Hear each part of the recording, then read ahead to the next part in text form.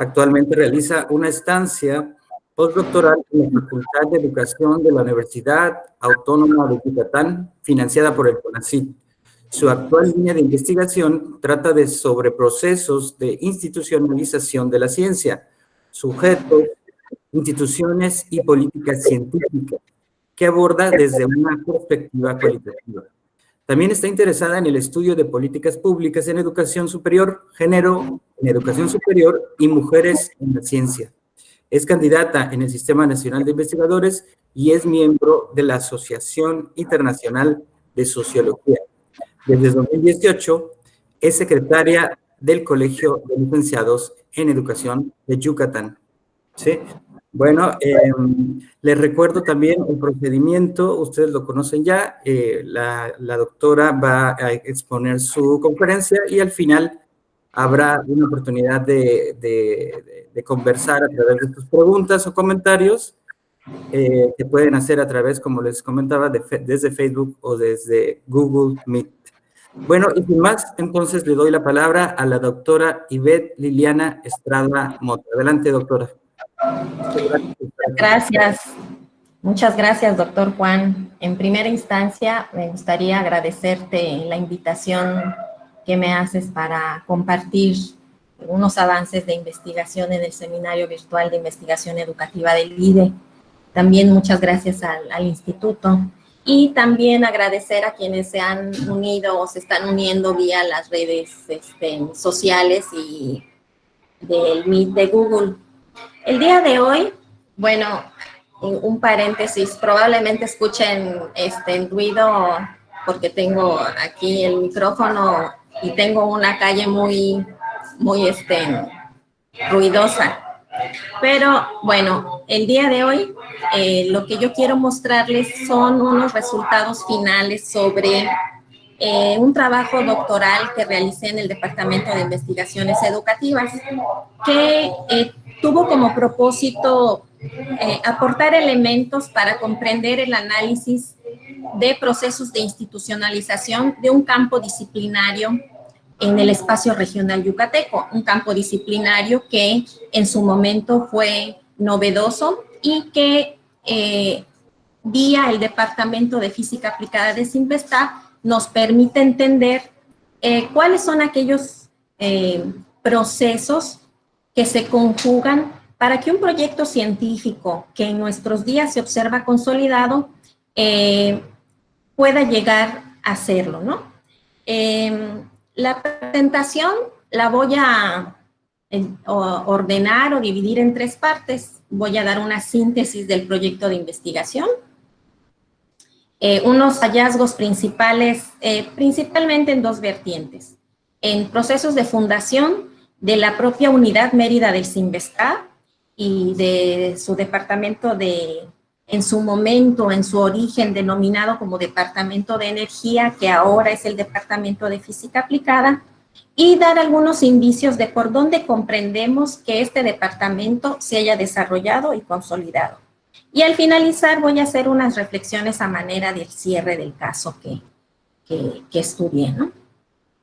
En primera instancia, los dos grandes marcos en los que se colocaron el proyecto de investigación tiene que ver con el reconocimiento de que en América Latina y en México, principalmente en países en desarrollo, nosotros tenemos instituciones y grupos científicos reconocidos por su calidad, por el trabajo que realizan en la ciencia mundial, en la ciencia nacional y en la ciencia local. A pesar de que estamos en países en desarrollo, es posible identificar nichos de investigación y grupos de investigación altamente competentes y consolidados que tienen respuestas a demandas y problemáticas de carácter mundial, pero también de carácter nacional y local. Y otro elemento importante es reconocer que mucho de lo que nosotros hemos aprendido acerca de estos grupos, particularmente en México, dan cuenta de aquellas instituciones que fueron creadas en la década de los 50, en los 60, y que estaban fuertemente asociadas a un espacio geográfico que es considerado actualmente un centro neurálgico de la actividad científica mexicana, que es el centro del país y su zona metropolitana. Y era de esperarse que estas investigaciones acerca de estos grupos fueran en el centro del país, debido al rasgo descentralización de la ciencia y tecnología, que todavía caracteriza a la ciencia mexicana.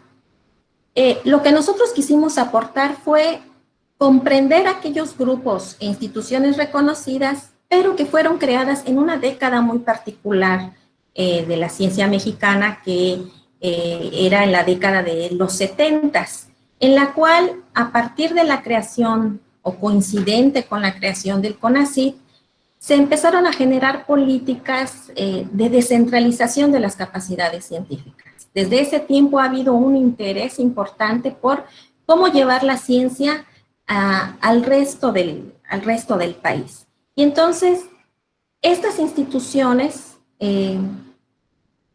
emergidas en los 70s y en los 80s tenían rasgos diferentes a aquellas que se conformaron en los 50s o 60s, porque bajo su constitución habían signos específicos o demandas específicas de su constitución, entre ellas que pudieran ser estas instituciones polos de desarrollo en las regiones donde se constituían.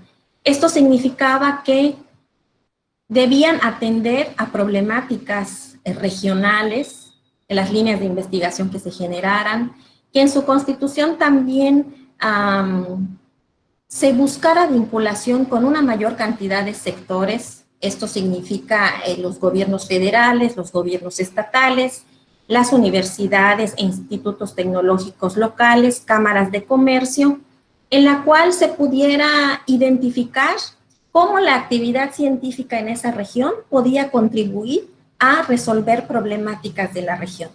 Y eso significaba que esas nuevas instituciones deberían estar muy atentas a cuáles eran las necesidades de la región. Entonces nosotros contribuimos desde esa parte, de reconocer esta singularidad de estos grupos de investigación que fueron creados ya más cercanamente a nosotros, unos 40 años, 4 décadas, que tienen estas particularidades, y comprender que finalmente no es lo mismo apuntalar la investigación científica en regiones alejadas del país, ¿no? Por ejemplo, nosotros ahorita en la transmisión estamos de punta a punta, ¿no?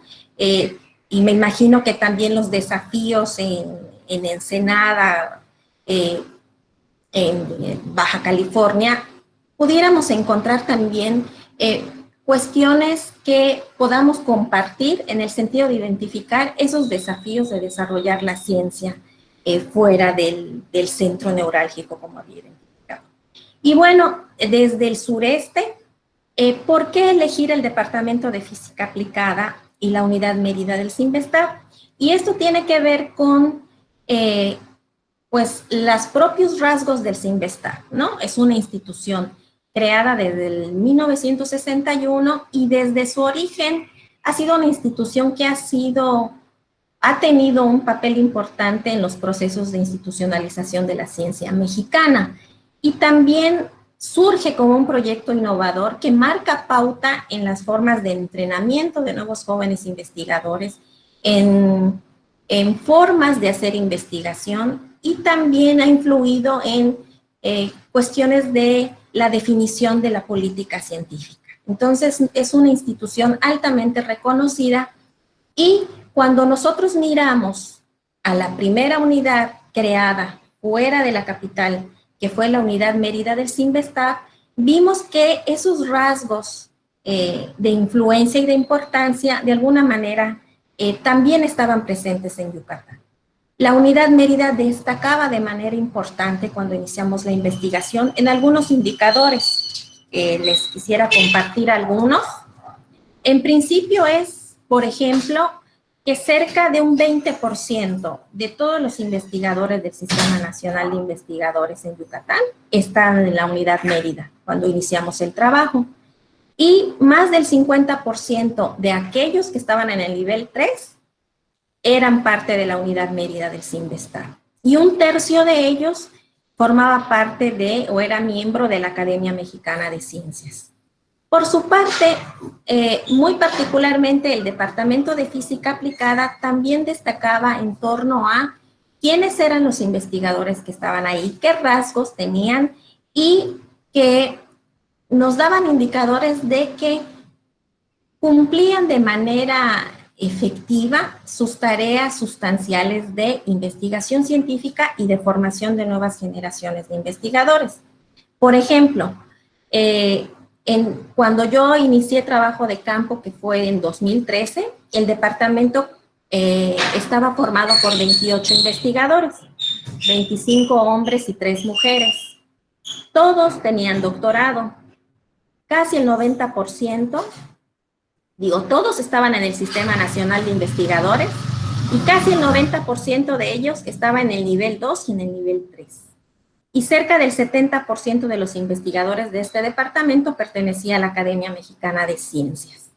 Y en un periodo de análisis de sus publicaciones, del 90 al 2012, pudimos identificar que en conjunto habían publicado cerca de 950 artículos científicos en revistas de prestigio internacional y nacional, y que habían logrado sostener programas de formación de maestría y de doctorado en los campos de la física aplicada, la fisicoquímica y la física teórica de manera importante, formando a cerca de 120 maestros y poco más de 50 doctores en un periodo cercano a 20 años, ¿no? Esto nos daba como indicios de que era un departamento que, a la luz de unos indicadores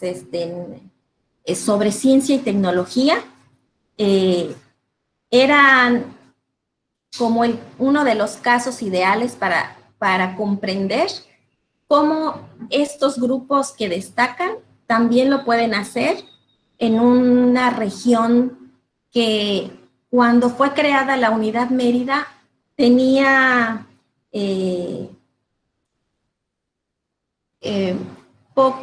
tenía incipientes acciones en sus instituciones de educación superior enfocadas a la investigación científica. Y bueno, el propósito fue cómo comprender y explicarse qué condiciones han hecho posible que este departamento se desarrollara y se consolidara. Y en ese sentido, nosotros buscamos comprender cómo se constituyó ese departamento y cuáles han sido sus procesos de desarrollo. Esto nos implicó una tarea de historizar el devenir institucional de este departamento, desde que inició en 1980 como Departamento de Energía hasta el 2013, que fue el tiempo en el que iniciamos el trabajo de campo. Y esto implicaba comprender que cuando nosotros nos acercamos a ese departamento en 2013 y vimos los resultados que tenían sus tareas de formación y de investigación, había sido resultado de todo un devenir, y que en los orígenes y en el proceso de desarrollo podríamos encontrar esos elementos que nos pudieran hacer comprender cómo ha logrado consolidarse este departamento. Y nosotros desarrollamos el trabajo desde una perspectiva cualitativa, que estuvo centrada en brindar marcos interpretativos y argumentativos de este proceso de desarrollo del departamento, siempre considerando cruzar 3 grandes elementos: la institución, los sujetos que han formado parte de este departamento y los contextos científicos, políticos, regionales, económicos en los que están inmersos, ¿no? Y nuestro trabajo o construcción de objeto de estudio siempre fue este ejercicio de articular unas preguntas de investigación, unos referentes empíricos y unos referentes teóricos para entender este proceso de desarrollo. Siempre teníamos en la mente preguntas generales que nos llevaban a cierta forma de indagar, pero pensando siempre cómo se constituyó el departamento desde sus orígenes, y eso implicaba entender cómo se fundó la Unidad Mérida de Cinvestav y a lo largo del tiempo qué condiciones han estructurado y sostenido las tareas de investigación y de formación. Y como referente empírico, nosotros hicimos entrevistas a profundidad a los investigadores que en el 2013 formaban parte de que les vuelvo a comentar, eran 28. Algunos de sus estudiantes, algunos técnicos académicos, para comprender las maneras en que ellos se insertaron al departamento. Y también entrevistamos a investigadores que habían formado parte de él, pero que ya no estaban, que nos permitía comprender elementos también desde sus inicios, desde la década de los 80s, 90s. A esto también sumamos una serie de información documental que analizamos, por ejemplo, los currículums de los investigadores, una revisión hemerográfica de los diarios locales, documentos que la propia institución fue muy amable de brindarnos para analizar, bases de datos de sus publicaciones y de los estudiantes que habían formado, entre otro tipo de documentos, ¿no? Entre los más importantes. Y teníamos como 3 grandes núcleos de referentes teóricos que iban en torno al análisis institucional, a los procesos de institucionalización de campos disciplinarios y a estudios previos sobre grupos científicos reconocidos y consolidados. Aquí sí me quisiera centrar un poco en que siempre el encuadre de este trabajo de investigación estuvo muy vinculada a acercarnos a las trayectorias formativas y profesionales de los investigadores. Fue muy importante para nosotros trabajar con esta herramienta teórico-metodológica, el análisis y reconstrucción de trayectorias, porque nos devolvía una mirada acerca de los procesos de desarrollo del propio departamento. Cuando uno ve quiénes entran al departamento, en qué tiempo entran al departamento, por qué algunos se salen, en qué momento llegan otros investigadores, nos da cuenta de procesos, puntos de quiebre, puntos de inflexión del propio departamento. Es decir, que para nosotros los sujetos importan mucho. Dependiendo de quién esté en el departamento, uno puede lograr ver qué tipo de configuraciones este departamento puede desarrollar, qué tipo de líneas. Da muchas pistas el análisis de las trayectorias para comprender el desarrollo de una institución. Y en general, el esquema analítico que se siguió fue tratar de reconstruir de manera histórica el desarrollo de este departamento. Iniciamos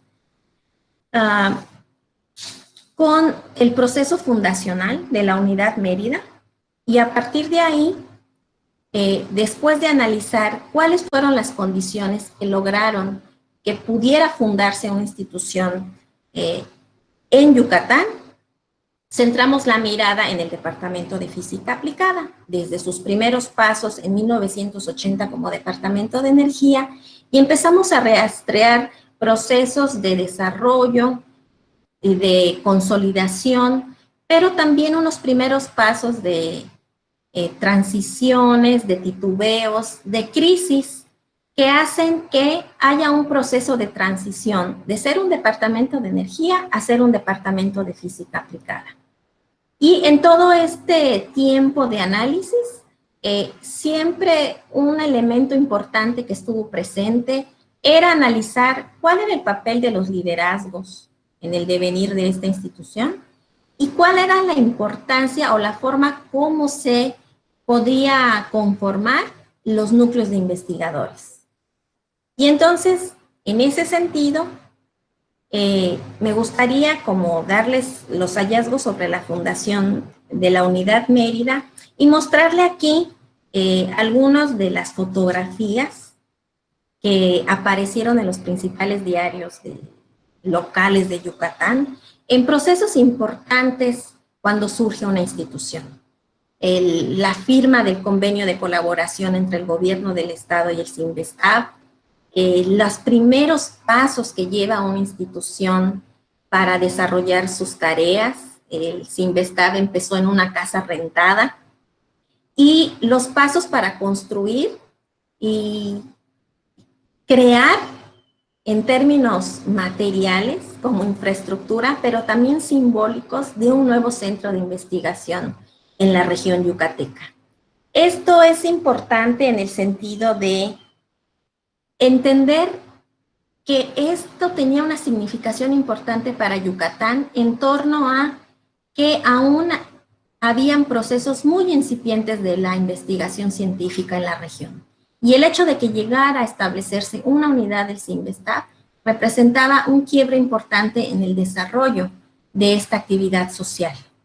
Y si nosotros nos trasladáramos a 1980, nos imaginamos a un Yucatán que solo tenía 2 instituciones públicas de educación superior, la Universidad Autónoma de Yucatán y el Instituto Tecnológico de Mérida, que empezaban a hacer actividades sistemáticas de investigación. Era muy incipiente, pero por ejemplo desde el 75 la universidad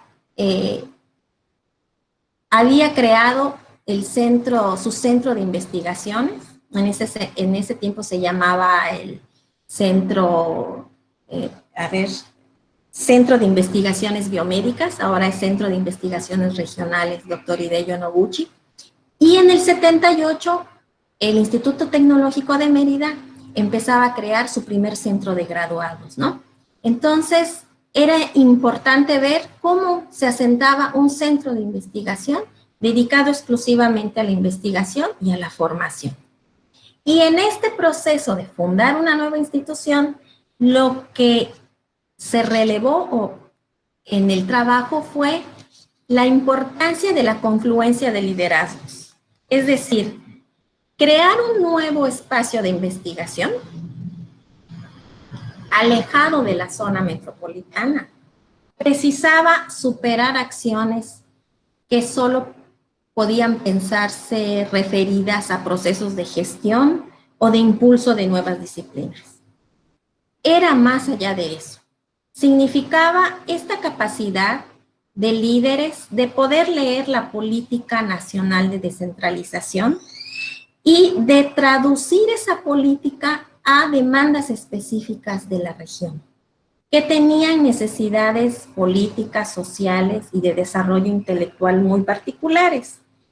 Esto implicaba una articulación en múltiples planos, una articulación de carácter científico, académico, de carácter administrativo y de carácter estratégico. Y en ese sentido, una hipótesis que nosotros fuimos desarrollando en el trabajo fue pensar que la fundación del CINVESTAB fue posible por la confluencia de liderazgos, es decir, no estaba asociado a una única persona, sino a confluencia de líderes que supieron movilizar sus capitales, científicos, políticos, académicos, para responder a ciertos requerimientos de la región y que hicieron posible que esta unidad pudiera ser fundada. En nuestro caso, esta confluencia de liderazgo se dio con 3 personajes que recayeron en las figuras del director general del CINVESTAB, el doctor Manuel Ortega, el primer director de la Unidad Mérida, que fue el doctor Alonso Fernández González, y el gobernador de Yucatán en ese tiempo, que era el doctor Francisco Luna Can. Ellos tuvieron ciertas funciones que cumplir en la tarea fundacional. Por ejemplo, el doctor Manuel Ortega nosotros lo denominamos como un líder que se abocó a la desconcentración institucional. al doctor Alonso Fernández, fue un líder que condujo de manera efectiva un proyecto fundacional, y el doctor Francisco Luna Can, como gobernador, fue un líder que fue promotor de centros de investigación en Yucatán, que sabía leer y aprovechar esta oportunidad que se presentaba para fundar centros de investigación en la región. Y estos fueron analizados a través de sus trayectorias y de las condiciones de actuación de cada uno de ellos y cómo se articularon para fundar esta nueva institución. Solo por dar algunos elementos básicos, en el caso del doctor Manuel Ortega como director del CINVESTAB, fue un director que se enfrentó a este desafío de una institución diversificada y creciente, en un tiempo también de crisis, en la cual las negociaciones para conseguir financiamiento pudo leer esta inquietud del secretario de Educación Pública en su momento de apoyarlo en las tareas de desconcentración. Y entonces, vía el financiamiento, pudo mirar y ser visionario para decir el proceso para poder seguir creciendo y sosteniendo las tareas del centro puede ser a través de la generación de centros de investigaciones fuera del centro del país. En el caso del doctor Alonso Fernández González, la trayectoria indica que él fue un constructor de instituciones, un impulsor de grupos de investigación, fue pionero en el establecimiento de disciplinas en el país, en la física nuclear experimental, en la física del estado sólido, creó nuevos grupos de investigación en la UNAM, tanto en la Facultad de Ciencias como en el Instituto de Física de la UNAM, fue el rector fundador de la UAM Iztapalapa, y por cuestiones de suerte para nosotros en la región, en el momento en el que se estaba dando este proceso fundacional, él estaba en la Universidad Autónoma de Yucatán de sabático, creando un grupo de investigación también en el campo de la medicina física, ¿no? Y entonces él ya tenía todo un bagaje en la construcción de nuevas instituciones. Y por su parte, el doctor Francisco Luna Can enfrentó en su tiempo este contexto de la crisis de la agroindustria nequenera. Ya de tiempo atrás, nuestra principal actividad económica a la que nos habíamos sostenido desde principios del siglo XIX o más atrás, estaba en declive y se tenían que explorar nuevos elementos para el desarrollo de la región. Y no es menor que él haya sido egresado del Instituto Politécnico Nacional, haya sido maestro en medicina por la Secretaría de Salubridad y Asistencia y maestro en medicina rural por Chapingo, y haya desarrollado una trayectoria política en el que antes era el partido hegemónico, el PRI, y que fuera a ser sensible a esta posibilidad que se le presentó de poder apoyar un proceso fundacional. Y también nosotros desplegamos en el trabajo esta serie de relaciones que estos tres personajes tenían.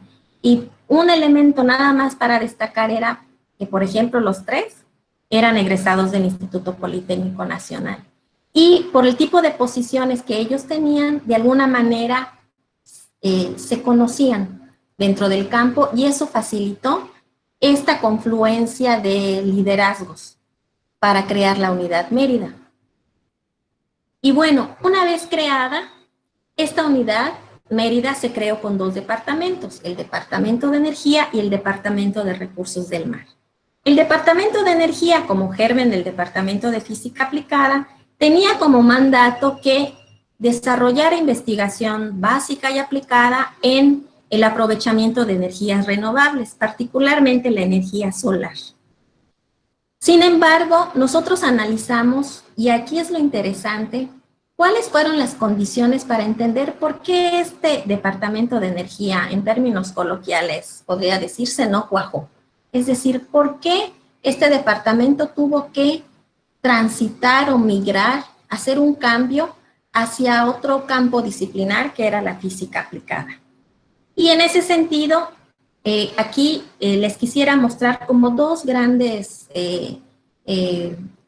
campos temáticos para entender lo difícil que pudo ser implementar este proyecto del Departamento de Energía en la Unidad Mérida del CINVESTAB. Y uno tiene que ver con la integración de un núcleo de investigadores. Un elemento importante en el estudio del campo científico y de los grupos de investigación es que para el desarrollo y consolidación de un establecimiento o de un grupo se necesita una masa estable de investigadores que apuntalen el. En este caso,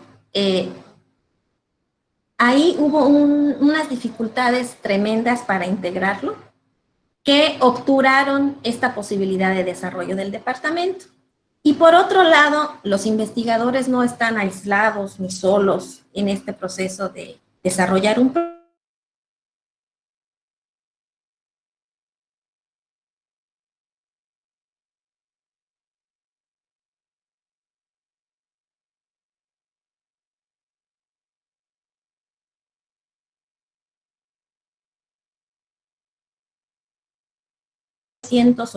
1987, el Departamento de Energía hizo esfuerzos importantes por desarrollar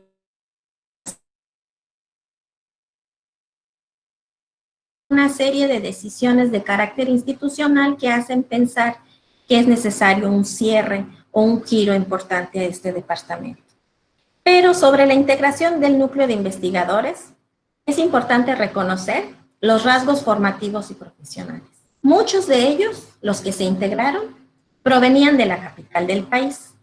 La propia región no podía proveer a los nuevos investigadores y generalmente la mayoría eran de la capital. Lo interesante en términos de los rasgos formativos es que la mayoría, los investigadores que tenían carreras maduras y consolidadas, no eran del campo de energías renovables. Algunos de ellos, que eran más jóvenes, que iniciaban una carrera científica en investigación, sí provenían o tenían como campo disciplinario las energías renovables, pero eran los menos.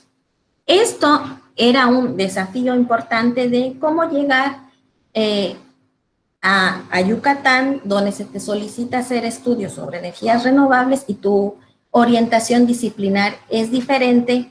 Entonces, ahí hubo un elemento que nosotros consideramos importante de por qué fue difícil integrar este núcleo de investigadores. Otro fue el mecanismo de reclutamiento. Muchos de los investigadores que llegaron ya tenían una adscripción laboral en las principales universidades y centros de investigación del país.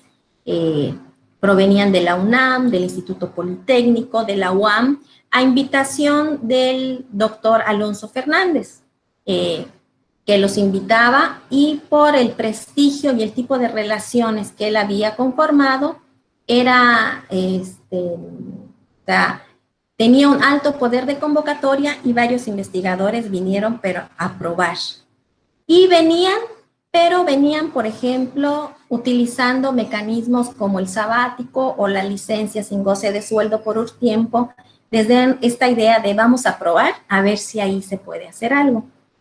Y cuando venían el tipo de condiciones que había, generalmente lo que hacían era regresarse porque se les terminaba el tiempo sabático o la licencia, o porque no veían que todavía hubieran condiciones para desarrollar una carrera científica en la región. Otro elemento importante fue que en este periodo de 7 años, el departamento tuvo 8 jefes departamentales. Tampoco se lograba estabilizar a la jefatura departamental. Y esto es un elemento importante porque desde la jefatura departamental se define aquel camino a seguir. Y el hecho de que en 7 años hayan transitado 8 jefes departamentales implicaba que el proyecto no se pudiera estabilizar porque cambiaba frecuentemente cuál sería la orientación, cuál sería la estrategia para desarrollar. Y ya había comentado las posibilidades de una apuesta disciplinaria en la región yucateca. Les comentaba que las acciones sistemáticas de la UAD y del instituto eran incipientes, también comenzaban, pero comenzaban en otros campos disciplinarios diferentes, de tal manera que era como muy complicado que las instituciones pudieran apoyarse entre ellos para fortalecerse. Por ejemplo, la UADY en su centro de investigación estaba más orientado a la fisiología, a la patología tropical y a la biología reproductiva. Y el Instituto Tecnológico estaba asociado a estudiar elementos de la administración pública y planificación. Entonces, tampoco había en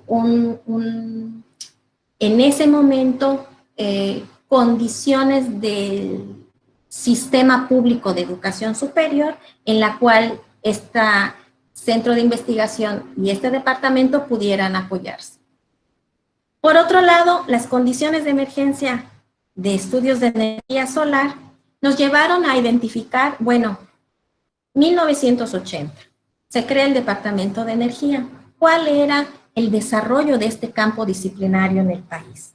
Y empezamos a rastrear este campo disciplinario. Cuando emerge el Departamento de Energía, era un campo que estaba en plena emergencia y efervescencia en algunos y muy pocos universidades y centros públicos del centro del país. Y con ello me refiero prácticamente a la UNAM, en el Instituto de Geofísica, en el Instituto de Ingeniería también empezaba a desarrollarse estudios con energía solar, y en el Instituto de Materiales. En el Instituto de Materiales estaba por su parte el CINVESTAR, en el Departamento de Ingeniería Eléctrica y en la UAM.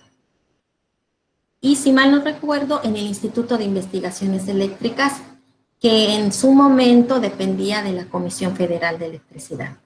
Pero en ese momento apenas estaban emergiendo este campo disciplinario en el país. Y entonces pensar que se estaba conformando apenas una comunidad de especialistas en el estudio de energía solar, era muy difícil que si todavía te estás conformando, tú quisieras pensar en expandirte a otras regiones. Y entonces, en términos del campo disciplinario, también era difícil,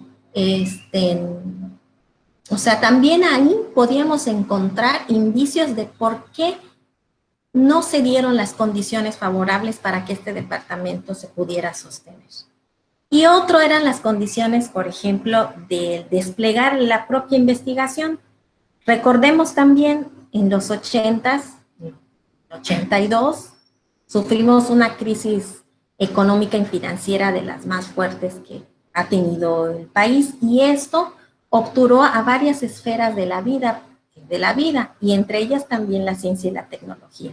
Y en ese momento los apoyos a ciencia y tecnología se redujeron, y esto afectó también a estas nuevas instituciones que no estaban en el centro del país y que tampoco podían recibir un adecuado financiamiento por parte del Consejo Nacional de Ciencia y Tecnología, y tampoco de sus centros de investigación, que también estaban sufriendo cuestiones financieras de la crisis.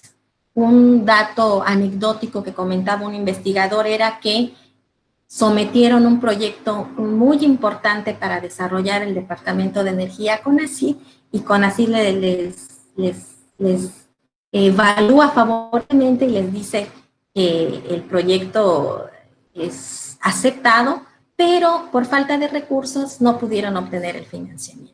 Entonces también esos elementos eran condicionantes de por qué el Departamento de Energía no podía desarrollar la investigación en este campo. Y otro era el propio desafío que ya les había dicho de los investigadores. Investigadores que, sin ser parte del campo disciplinar de energías renovables, tenían que pensar en lo que autores como Tony Licher han estudiado procesos de movilidad intelectual, es decir, cambiarse de un campo disciplinar a otro. Imagínense un investigador que ha construido una carrera en proceso de consolidación en la física molecular y cuando llega aquí se le demanda cambiar esa línea de investigación a estudios de energía solar. Eso también era un elemento importante que los investigadores sopesaban y al final determinaban, después de no importantes esfuerzos de hacer estudios en ese campo, de decidir regresar a sus nichos en la capital del país para seguir desarrollando. Es decir, que también los investigadores veían aún que las condiciones no eran favorables. Y no eran favorables porque había un entorno que no apoyaba esta posibilidad. Y bueno, eso prefiguró una crisis departamental. En 1987, quienes formaban parte de ahí, también las autoridades de la institución, determinaron que era muy difícil poder responder a este mandato de realizar investigación en energía solar y formar investigadores en este campo. Era muy complicado. Y esto era más evidente cuando se comparaban con los resultados que había obtenido el Departamento de Recursos del Mar, que si bien también podemos rastrear dificultades y desafíos en su desarrollo, finalmente sí tenían indicadores que lograban percibir al Departamento de Energía como que estaba cumpliendo con sus tareas. Tenía mucho más estabilidad en la jefatura departamental y en sus núcleos de investigadores y tenían un buen arranque de sus programas de posgrado. Y entonces esta mirada de crisis, de decir no ver cómo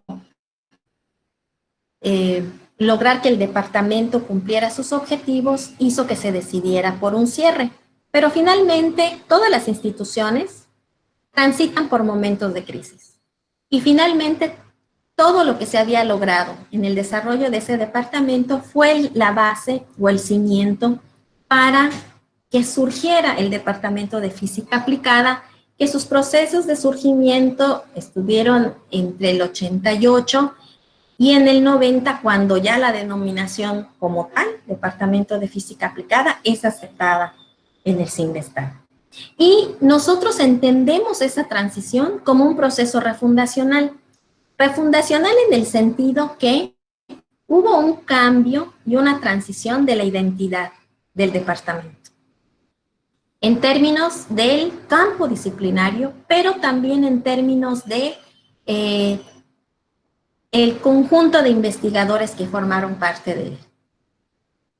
De todos los investigadores que formaron parte de esta primera etapa como Departamento de Energía, solo uno queda actualmente.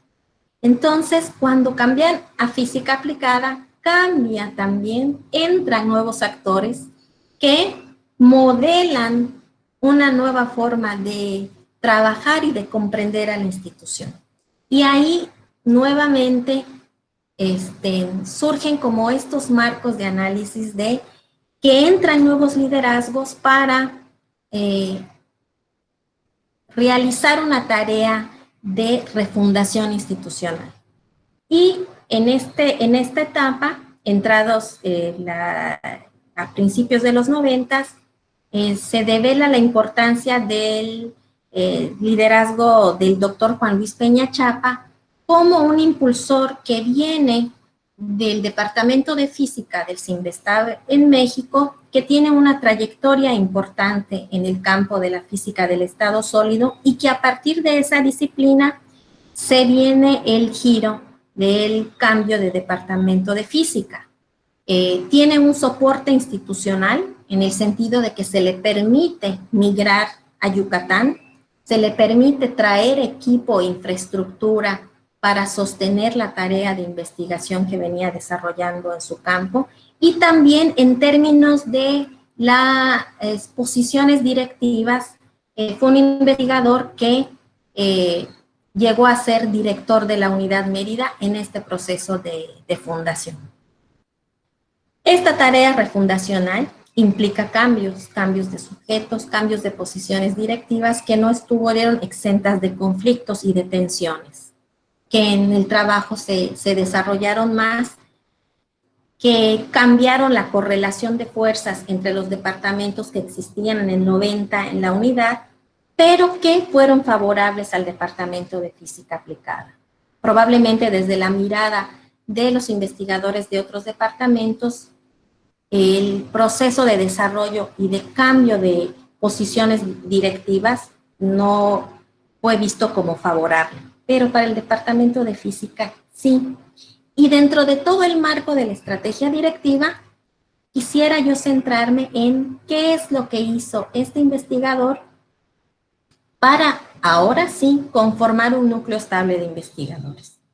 Y en principio, la tarea que él realizó, la realizó también en conjunto con un investigador de origen yucateco, que se llama Luis Maldonado, el doctor Luis Maldonado, y ellos dos, en términos de posiciones directivas, el primero, el doctor Juan Luis Peña como director del CINVESTAB y el doctor Luis Maldonado como el primer jefe departamental, crearon una estrategia en la cual convocaron investigadores por dos vías. Una, por la superación académica de un núcleo de jóvenes investigadores de la región yucateca y a la par con el ingreso de investigadores del CINVESTAB Zacatenco, particularmente del Departamento de Física, y abrir convocatorias al ingreso de investigadores de otras procedencias institucionales del extranjero y del país. En un lapso de cerca de 10 años, 12 años, fue posible establecer un conjunto de investigadores con una estabilidad suficiente para desarrollar y consolidar el departamento. Aquí lo que quiero destacar es que para hacer la consolidación de este núcleo, es importante reconocer que eso lleva tiempo. No se conforma un núcleo de investigadores de la noche a la mañana. Y eso es parte de un proceso importante. Y lo segundo es que estos investigadores que se conformaron sí lograron arraigarse en la región yucateca. Y el primer grupo era principalmente un grupo de jóvenes que eran estudiantes del Departamento de Energía y que en la transición a Departamento de Física Aplicada, ya con la maestría concluida, les brindaron la oportunidad de formar parte del departamento con la condición de que siguieran estudiando su doctorado y sus postdoctorados para fortalecer el departamento. Entonces, este grupo fue un grupo considerado como pionero, un grupo que tenía características entre ellos comunes en sus trayectos formativos y profesionales y lograron ver en el CINVESTAB el lugar en la cual pudieron desarrollar sus carreras científicas y pudieron sostener esta transición de Departamento de Energía a Departamento de Física. El siguiente grupo, los que llegaron del centro del país del CINVESTAB, también apoyaron al centro de investigación en el sentido de que pusieron a la discusión las dinámicas que ya eran probadas en el Departamento de Física. Pusieron a disposición esas dinámicas de procesos de formación en los programas de posgrado y abrieron las líneas de investigación del departamento. Lo mismo sucede con investigadores de diversas procedencias. Tenemos investigadores en este departamento actualmente de Argentina, de Bulgaria, de India, de Colombia, de Cuba. Es decir, que también hubo una estrategia de, si bien los primeros dos grupos pudiéramos pensar un análisis de procesos endogámicos necesarios en este tiempo para fortalecer el núcleo, También era importante ver la mirada internacional de gente que pudiera aportar al departamento. Lo interesante en esta transición y en esta configuración de este núcleo es que se les dio la libertad de mantener las líneas de investigación que ya venían desarrollando. No tuvieron que hacer esta movilidad intelectual, sino que se les apoyó a desarrollar su propia investigación y entonces el Departamento de Física Aplicada tuvo una configuración más diversificada. Es decir, a fines del 2013 había investigadores tanto en campos disciplinares de orientación experimental y orientación teórica en una diversidad disciplinaria impresionante. La mayoría estaba en ciencias de los materiales, en áreas como corrosión, electroquímica, fisicoquímica, de parte del campo de la física en general, estaban investigadores que desarrollaban estudios en el campo de la física de superficies, en la física del estado sólido, en sistemas complejos, física de partículas y campos. Y las últimas integraciones que nosotros fuimos observando fue investigadores que estaban en el campo de la química teórica y computacional. Entonces, es una configuración diversificada, es una configuración que lleva mucho tiempo, pero es una configuración que permite tener sobre la denominación de física aplicada un paraguas en el que pueden converger investigadores de diferentes campos disciplinares. A ver, y para ir concluyendo, nosotros analizamos algunos elementos de cómo la tarea de formación e investigación ayudaba al proceso de consolidación del propio departamento. Y es interesante reconocer que esas dos tareas están muy fuertemente imbricadas. Es decir, que el propio proceso de formación desde los programas de posgrado ayuda al sostenimiento de la producción científica de los investigadores. Nosotros analizamos el proceso de formación y los procesos de afiliación entre los investigadores y los estudiantes y nos dimos cuenta de una estrategia muy interesante, que es esta posibilidad o esta estrategia que sigue este departamento de generar en la mayoría de los casos líneas de continuidad en el desarrollo formativo. Es decir, que generalmente los estudiantes que entran al programa de maestría se quedan al programa doctoral y generalmente se quedan con el mismo investigador. Y eso hace que la posibilidad de sostener y fortalecer la línea de investigación se afiance más porque tienes estudiantes en una línea de continuidad y en un tiempo formativo lo suficientemente largo para fortalecer la producción científica que generalmente se realiza entre los investigadores y sus estudiantes. Y esto fortalece el proceso formativo porque cuando nosotros vemos análisis de la producción científica y de la formación, observamos que aquellos que eran los primeros estudiantes de los investigadores, con el tiempo, no todos, pero sí una importante cantidad, se vuelven colegas de los investigadores del departamento. Siguen trabajando, los estudiantes egresan, logran conseguir espacios de adscripción en otros centros de investigación y universidades y siguen colaborando como colegas, tanto en la producción científica, pero también en la formación de nuevos investigadores, porque se incorporan, por ejemplo, como codirectores de tesis o miembros de comité de trabajos de tesis de los estudiantes. Entonces, este es como un ejemplo que les quise traer hoy para entender la importancia de la posibilidad de tener un núcleo estable y cómo una vez que uno tiene un núcleo estable puede sostener de manera más eficaz procesos formativos que redundan en procesos de producción científica. Y bueno, aquí nada más por tiempo, y para concluir me gustaría destacar que un rasgo no es característico únicamente de este departamento, sino que es característico del campo de las ciencias naturales y exactas, que la tarea de investigación científica se realiza mucho en términos de colaboración. Prácticamente la colaboración es la regla en los procesos de producción científica, y que en este departamento se observan importantes procesos de colaboración en las publicaciones de sus artículos científicos con sus estudiantes, entre los investigadores del departamento, con investigadores de carácter nacional e internacional y con sectores incluso de las empresas locales, como procesos de vinculación entre el sector académico y el sector empresarial o industrial de la región.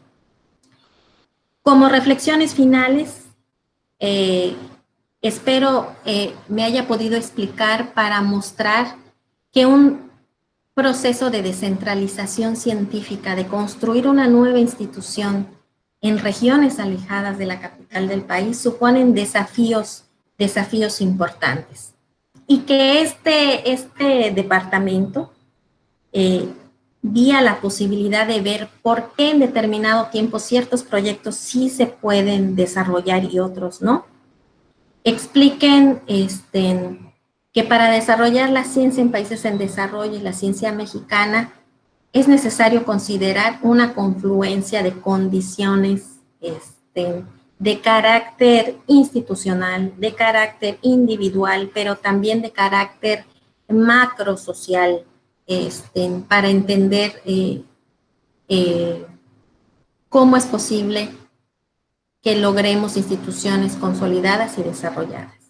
Y la importancia que tienen estos dos grandes núcleos analíticos que les quise traer, que es el ejercicio de los liderazgos y la conformación de una comunidad de especialistas. Si no hay una masa crítica o si no hay una articulación adecuada de liderazgos que logren afianzar el proyecto, movilizar sus relaciones, construir las plataformas, probablemente encontremos más dificultades en desarrollar la ciencia. Y la importancia de una masa crítica que logre sostener en la cotidianidad las tareas de investigación y de formación. Yo le dejaría hasta ahí. Les agradezco mucho la participación y esperemos poder tener una discusión. Claro, muchas gracias, doctora Ivette Liliana Estrada. ¿Sí se escucha bien? Sí, yo sí la escucho bien, doctor. Ok, perfecto. Pues muchas gracias por tu exposición, tu conferencia tan puntual y tan sistematizada para exponer toda la trayectoria de ahora sí que de tu investigación. Y pues considero importantísimo el registro de estas trayectorias institucionales y cómo se conectan también con las historias individuales, ¿no? Mira, hay varias preguntas, vamos a irlas haciendo. ¿Estás lista? Sí, a ver. Muy bien, mira. Miguel Ángel Orozco Vergara nos hace el favor de preguntarte ¿cuáles son las acciones que realiza para divulgar las ciencias y el conocimiento que se genera en el instituto? No sé si quieres que te lea las tres de Miguel Ángel, o son las dos. Es bloque, ¿no? ¿Estás de acuerdo? Sí. Entonces es una, y la siguiente es, de manera personal, ¿qué opinas sobre la postura de Bruno Latour, quien no separa los campos disciplinares ni los ve como campos necesariamente ajenos, sino como una convergencia? En otras palabras, ¿cuál es su opinión sobre borrar estas barreras disciplinares? ¿Y cuál considera que fue la acción más grande que aportó el instituto a esta transdisciplinariedad? ¿Quieres contestar esas dos? Sí, muchas gracias a Miguel Miguel Ángel. por sus preguntas. La primera, en función de las acciones de divulgación de la ciencia, voy a hablar, bueno, no solo del Departamento de Física Aplicada, sino del CIMBESTAF. Tiene programas específicos, por ejemplo, de semanas de la divulgación de la ciencia o programas de formación temprana de investigadores. Por ejemplo, yo tengo el dato, cuando hice el trabajo de campo, que todos los departamentos generan un programa en la cual invitan a estudiantes de diferentes niveles educativos, desde la primaria hasta la prepa y la licenciatura, para mostrarles algunos ejemplos de la actividad científica en lo que se desarrolla, un poco para fortalecer vocaciones científicas. Y no las realizan de manera desarticulada con algunas iniciativas del gobierno del Estado. Finalmente, en el Departamento de Física han habido esfuerzos importantes, por ejemplo, de sostener los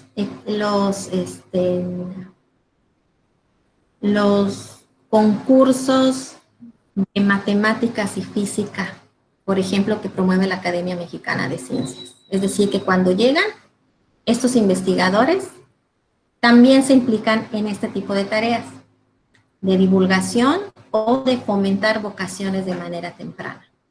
No lo realizan todos, o sea, uno puede rastrear quién está más proclive a hacer esa actividad, pero sí hay elementos que a la unidad Mérida le interesan en términos de la divulgación. Esos son algunos ejemplos que yo puedo ahorita a la memoria recordar.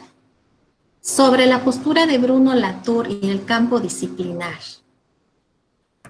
Siempre ha sido una discusión importante, al menos desde el grupo en el que yo estoy trabajando del Seminario de Análisis Institucional, definir las maneras de entrada a estudiar espacios disciplinares o espacios institucionales, que generalmente estos espacios institucionales, en sus formas de organización, generalmente se conjugan alrededor de ciertas disciplinas. Y entonces nuestra vía de entrada generalmente es una cuestión disciplinar.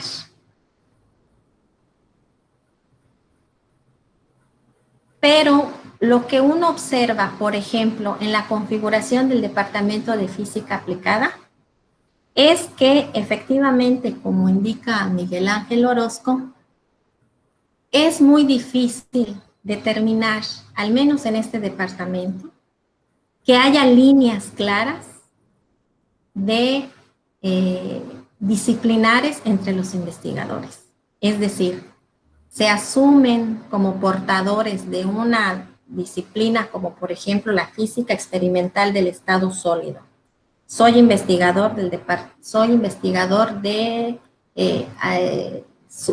análisis físico de superficie, o soy físico-químico, o soy químico.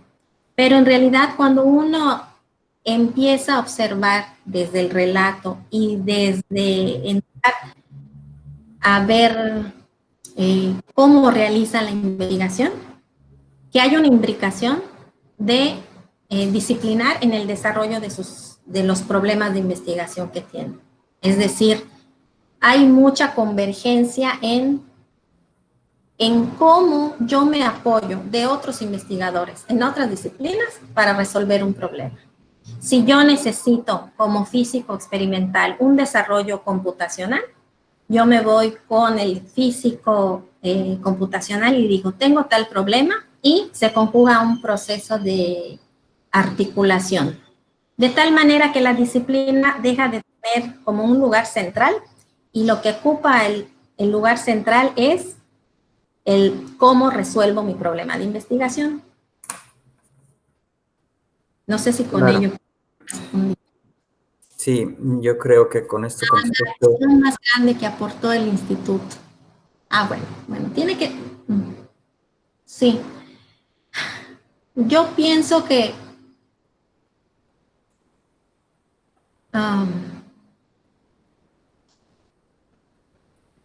todavía hablar de transdisciplinariedad, desde lo que yo investigué, me parece que eh, debería tener más elementos al respecto. Lo único que yo pudiera decir es lo que ya había dicho antes, en que hay una mezcla de disciplinas entre los investigadores cuando el centro de su investigación es resolver el problema, plantear su problema de investigación y resolverlo. Muy bien. Muy bien, bueno, y voy a leer otras 3 preguntas, doctora. Gabriela Rangel pregunta, consolidar grupos y líneas de investigación en el tiempo, sin duda es una hazaña. Quisiera saber de qué manera estos entusiastas y comprometidos investigadores han contribuido con sus investigaciones al desarrollo de la región. Y también pregunta, los investigadores formados en los distintos campos de la física, ¿en qué campos profesionales o laborales se han insertado? Y por último, la compañera Estrella Velasco pregunta, ¿cuál es su opinión en relación con las evaluaciones de CONACYT? ¿A qué se debe que valoran más que los estudiantes de un programa de posgrado sean de otras instituciones? Lo clasifican como endogamia, entonces es difícil, bajo esa perspectiva, formar investigadores que robustecen la línea de investigación por el mismo investigador. Al parecer, en términos de evaluación de un programa, no es indicador favorable. Muchas gracias. ¿Quieres contestar esta pregunta? Sí, sí. Sobre los aportes al desarrollo de la región. Es muy interesante la pregunta que realizan, por lo que comenté al inicio, ¿no? Estas instituciones fueron creadas o tienen un signo de decir, necesitamos que tú aportes a las problemáticas de la región, ¿no? Y esto es un desafío importante desde el inicio como departamento de física, fue un desafío importante y tiene que ver con cómo los investigadores traducen esa idea de desarrollo regional desde sus propios campos. Algunos aportes que han realizado desde las líneas de investigación han sido muy interesantes. Al principio, cuando eran departamento de energía, el doctor Alonso Fernández tenía una investigación que estaba asociada al estudiar mecanismos de secado del pescado. Secado vía la energía solar. ¿Cómo secar el pescado? ¿Cómo conservarlo? Desde una lógica que en ese tiempo teníamos y tenemos todo un recurso marítimo y costero importante. Tenemos problemas de desnutrición. Y esa era como una visión, por ejemplo, desde el doctor Alonso Fernández, de contribuir a resolver un problema de alimentación y de desnutrición. ¿Cómo conservo, cómo seco el pescado desde un mecanismo o dispositivo utilizando energía solar? Siempre se pueden encontrar estos rasgos de cómo yo contribuyo al desarrollo regional. Ese es uno. En la actualidad, ahorita a mí se me viene a la mente la idea de un doctor que está en el área de la corrosión. Yucatán tiene, por el tipo de orografía y geografía, muchos problemas de corrosión. Y entonces todas las investigaciones que realiza son interesantes porque contribuyen, por ejemplo, al estudio del puerto de Progreso y estudia ¿cómo? No recuerdo el nombre, en donde atracan los barcos. ¿El muelle? El muelle, exacto. El muelle de Progreso, cómo cuidar y conservar ese muelle de Progreso vía la detección de problemáticas de corrosión. Es decir, que hay áreas de investigación que sí son como muy proclives a atender estas problemáticas de la región. Campos profesionales, ¿en qué campos profesionales se han insertado? Dentro del estudio y del tiempo que yo estudié a los investigadores y a quienes formaron, generalmente los egresados de esa institución se insertan en instituciones académicas. En la propia Universidad Autónoma de Yucatán, y en centros de investigación de la región, pero también de carácter nacional e incluso internacional. Generalmente tienen como una carrera más académica, pero también he rastreado algunos estudiantes que también se insertan en campos de generar sus propias empresas. Por ejemplo, en aquellos estudiantes que desarrollan nuevos dispositivos de celdas solares, ¿no? Que generan unas empresas locales para seguir trabajando y desarrollando esta tecnología de celdas solares. Sobre la última pregunta sobre mi opinión sobre las evaluaciones de CONACYT, por favor, si me pudieras volver a leer para entender esta idea de la endogamia. Bueno, mira, voy a leer el comentario completo de Estrella. Velasco, ella dice, es muy importante que los investigadores formen investigadores con la finalidad de fortalecer líneas de investigación. Generalmente se da en la formación de estudiantes de licenciatura que transitan a maestría y luego al doctorado de la misma institución, incluso con el mismo director de tesis. Mi pregunta es, ¿cuál es su opinión en relación con las evaluaciones de CONACYT? ¿A qué se debe que valoran más que los estudiantes de un programa de posgrado sean de otras instituciones? Lo clasifican como endogamia, esto de pasar de lo que comentaba antes. Entonces, es difícil, bajo esa perspectiva, formar investigadores que robustecen la línea de investigación por el mismo investigador. Al parecer, en términos de evaluación de un programa, no es un indicador favorable. Ya entendí, Estrella. Yo creo que estos procesos endogámicos, en la actualidad, no son reconocidos en términos de la función que realizan para sostener grupos de investigación.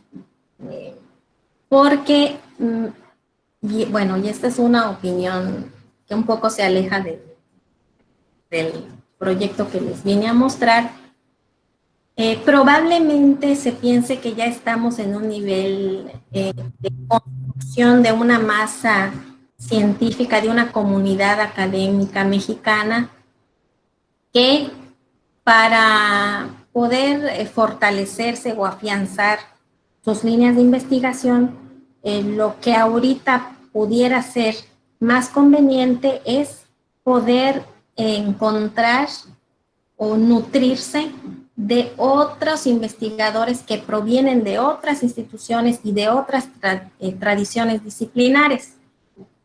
Lo que sucede en el caso para estudiar procesos de conformación de grupos de investigación, en la etapa en la que estudié, es que lo que observamos es que en su momento esos procesos endogámicos eran necesarios.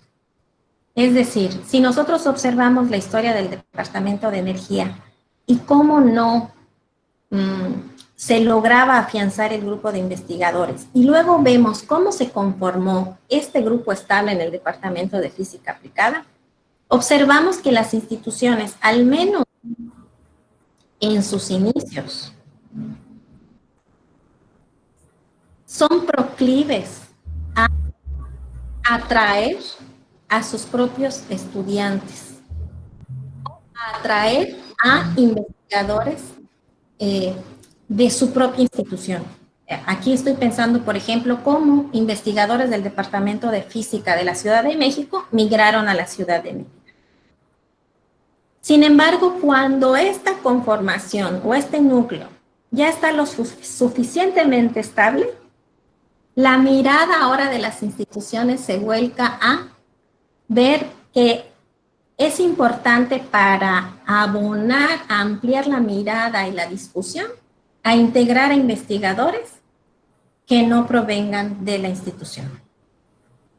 Y entonces el discurso es, necesitamos que sean investigadores de otras instituciones, incluso de otros países que tengan experiencia, incluso, por ejemplo, postdoctoral, fuera del país.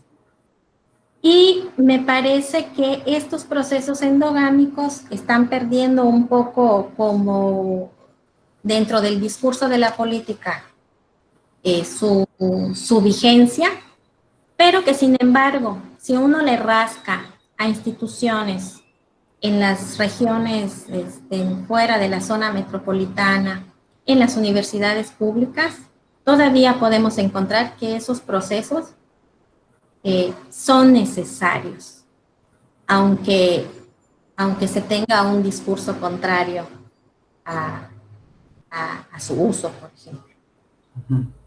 Claro, muchas gracias, Ivette. Bueno, yo tengo una pregunta.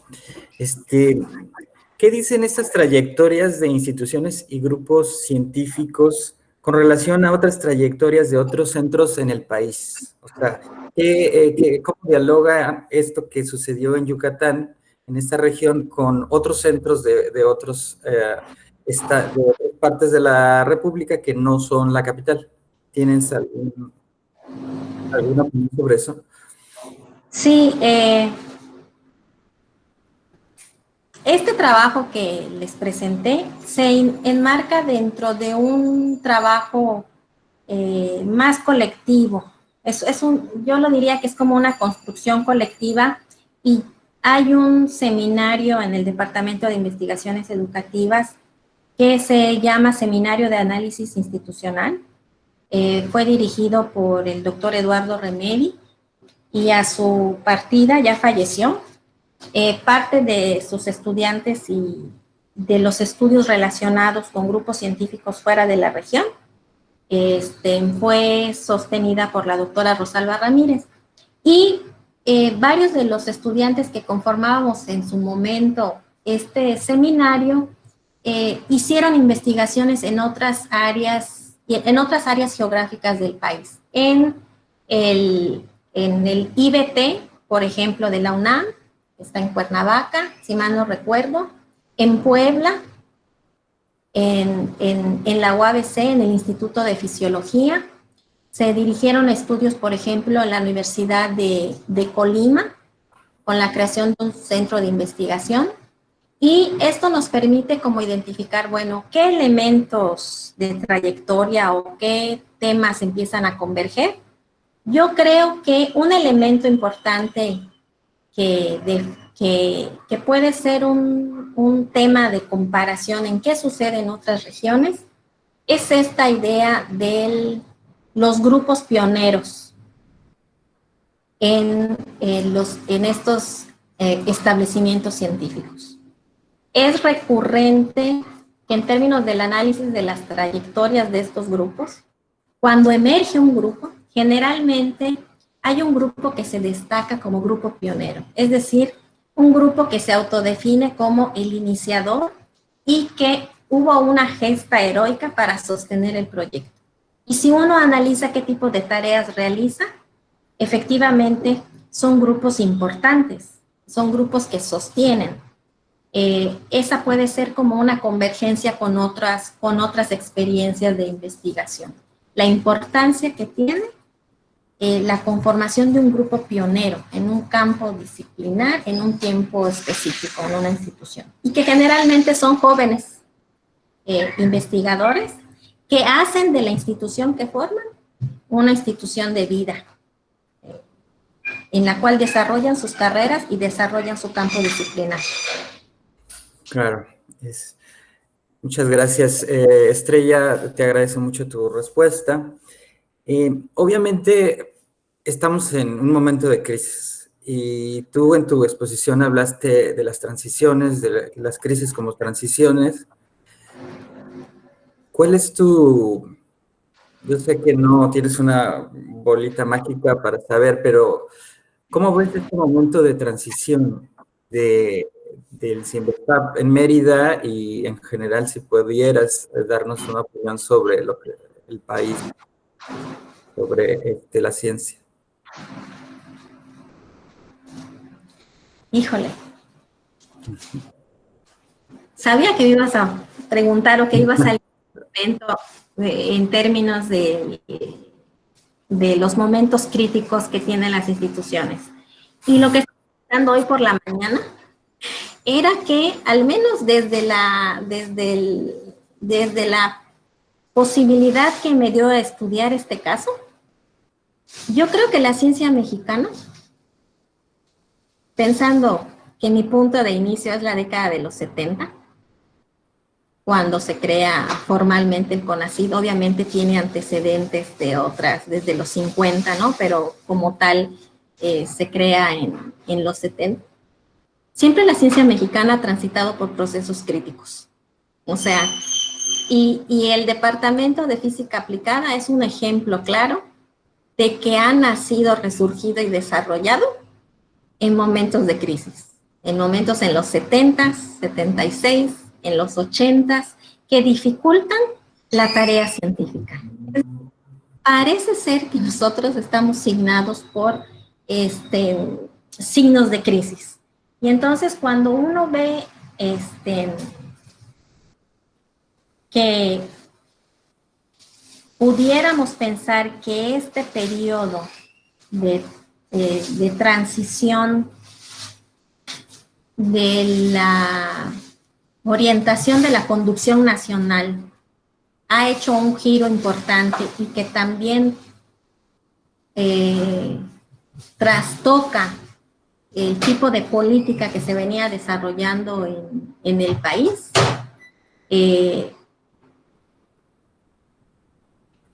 Uno puede tener no tener el cuidado de pensar que esos elementos de crisis siempre los hemos vivido y que depende del tipo de sujetos que estén en las instituciones y cómo se manejan, la forma como salen de la crisis y se reconvierten en crisis. ¿Sí? Entonces, yo pudiera generar. No encuentro un momento que diga, bueno, es que al menos el departamento y de la unidad Mérida ha estado signado por elementos de crisis. Y esta es una crisis más. Claro, pues habrá que posteriormente... No como indicar, es una crisis más como otra, obviamente no. Esto tiene signos de reorientaciones de la propia política científica y de las formas como está estructurado nuestro sistema. Pero lo que yo quisiera poner aquí en la mesa es que en la ciencia mexicana, algunos grupos han surgido, se han desarrollado, se han mantenido con la crisis y a pesar de la crisis. Pero no quiero también dejar de lado que para grupos en plena conformación, que en la actualidad estoy segura que tienen otras dinámicas, transitar por este periodo puede ser muy delicado para el desarrollo posterior. Claro. Sí, habrá que posteriormente registrar también este periodo tan difícil de crisis, ¿no? Pues, Sí. Si no hay más preguntas, quisiera atender una petición del el encargado de difusión, el compañero Juber. Nos está pidiendo que por favor encendamos todos los que estamos por Google Meet nuestras cámaras para que sea posible tomar una foto de la reunión. Entonces les pido por favor que abran sus cámaras, por favor, para tener constancia de que estamos todos aquí. A ver, Miguel, no sean penosos. Bueno, es un ratito nada más. ¿Faltan algunos todavía? Sí, mientras esperamos, yo me gustaría abonar a esta pregunta, no recuerdo quién la hacía, sobre cómo abona este centro de investigación, este departamento al desarrollo regional. Y yo me basaba en aquellos elementos de desarrollo centrados en la tarea de investigación.